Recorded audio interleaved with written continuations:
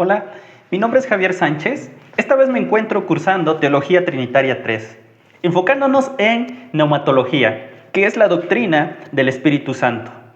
Esto es importante porque actualmente la manifestación del Espíritu Santo en la Iglesia ha sido objeto de malinterpretaciones y abusos que han llevado a prácticas alejadas del orden bíblico.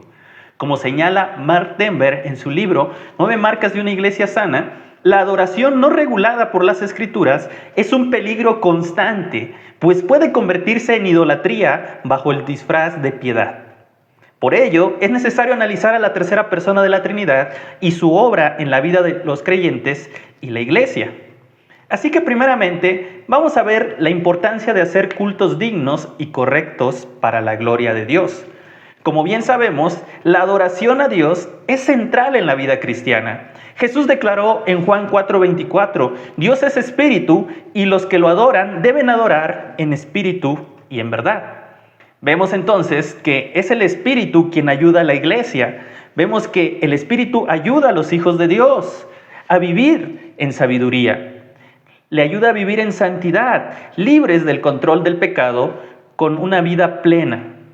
Vemos que también con gratitud gozosa, que vivan en paz, humilde con otros creyentes dentro y fuera del núcleo familiar. Así que solo con los frutos del Espíritu es posible para la iglesia vivir como Dios quiere. Por tanto, los cultos deben basarse en un entendimiento bíblico sólido, evitando desorden o desviaciones. Recordemos que Pablo exhorta en 1 Corintios 14:40, pero hágase todo decentemente y con orden, estableciendo que el culto debe de reflejar el carácter santo de Dios. Esto implica elementos como la predicación fiel, la oración y la alabanza que deben de estar fundamentadas en la verdad bíblica. Es evidente que un culto digno y correcto glorifica a Dios porque señala su santidad, honra la obra del Espíritu Santo, exalta a Cristo y edifica a los creyentes, apuntando siempre a una relación profunda e íntima con Cristo. Como Weidengruden señala acertadamente, el Espíritu es quien da vida a la iglesia. Sin Él, todos los esfuerzos humanos son inútiles. Otra cosa que analizaremos el día de hoy es la obra del Espíritu Santo, específicamente en la iglesia y según las Escrituras. La obra del Espíritu Santo en la iglesia es esencial para su edificación y para su crecimiento espiritual. Vemos que Pablo enseña en Romanos 8:14, porque todos los que son guiados por el Espíritu de Dios, los tales son hijos de Dios.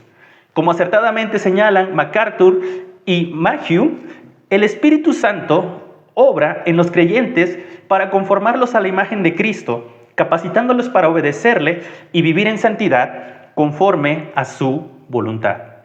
Esta dirección del Espíritu es visible en su obra transformadora dentro de los creyentes, formando en ellos el carácter de Cristo y produciendo el fruto del Espíritu, como nos dice Gálatas capítulo 5, versículos 22 y 23, mas el fruto del Espíritu es amor, gozo, paz, paciencia, benignidad, bondad, fidelidad, mansedumbre, dominio propio. Contra tales cosas no hay ley. Entonces, es el Espíritu Santo el que no solo santifica a los individuos, sino que también une a la iglesia como un cuerpo. Como nos dice 1 Corintios capítulo 12, versículos 12 y 13, vemos que Pablo escribe, porque así como el cuerpo es uno, y sin embargo tiene muchos miembros, y todos los miembros del cuerpo, aunque son muchos, constituyen un solo cuerpo, así también es Cristo. Pues por un mismo espíritu todos fuimos bautizados en un solo cuerpo, sean judíos o griegos, sean esclavos o libres, y a todos se nos dio a beber del mismo espíritu.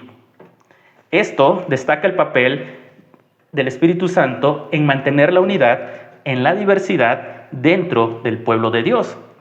Así como nos menciona también Juan Calvino, que es el Espíritu Santo, no solo da vida al cuerpo de la iglesia, sino que también preserva su pureza y su santidad. Asimismo, también podemos encontrar que Charles Spurgeon declara, el Espíritu Santo es quien produce cada virtud celestial y cada gracia que adorna la vida cristiana. Por tanto, la obra del Espíritu en la Iglesia asegura su santificación continua, fomenta la comunión entre los creyentes y produce frutos visibles que glorifican a Dios. Vemos que William Hendrickson, en su comentario del capítulo 12 de Romanos, dice: el Espíritu Santo sostiene a la Iglesia, dando dones espirituales y asegurándose de que cada miembro funcione dentro del cuerpo de Cristo. Otra cosa que también es importante mencionar el día de hoy es el uso correcto de las Escrituras y sacramentos. Tenemos que entender que si realmente creemos lo que dice 2 Timoteo 3:16, que toda Escritura es inspirada por Dios y útil para enseñar, para reprender, para corregir, para instruir en justicia, a fin de que el hombre de Dios sea perfecto, preparado para toda buena obra, nadie se atrevería a quitar los sacramentos y también las Escrituras como autoridad, como algunos lo han dejado y han hecho a un lado los mandatos de Cristo. Como bien señala Juan Calvino, el uso apropiado de las Escrituras y los sacramentos refleja la obediencia de la Iglesia a la palabra de Dios.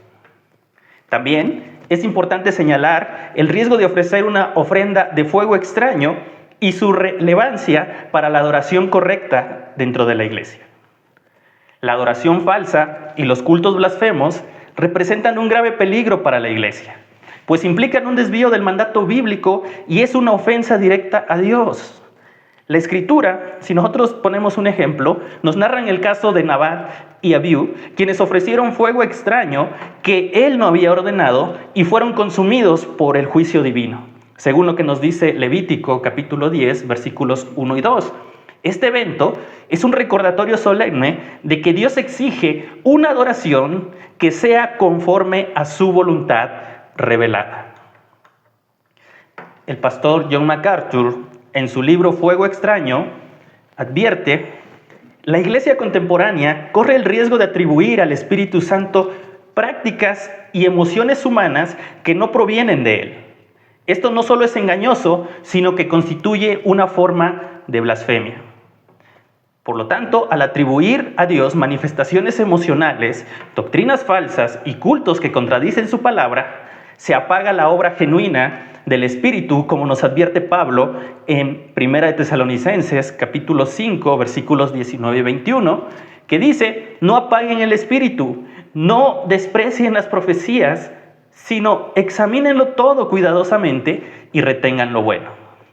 Y también debemos procurar que no se entristezca su presencia en la iglesia, como nos dice Efesios 4:30, donde encontramos que dice: y no entristezcan al Espíritu Santo de Dios, por el cual fueron sellados para el día de la redención.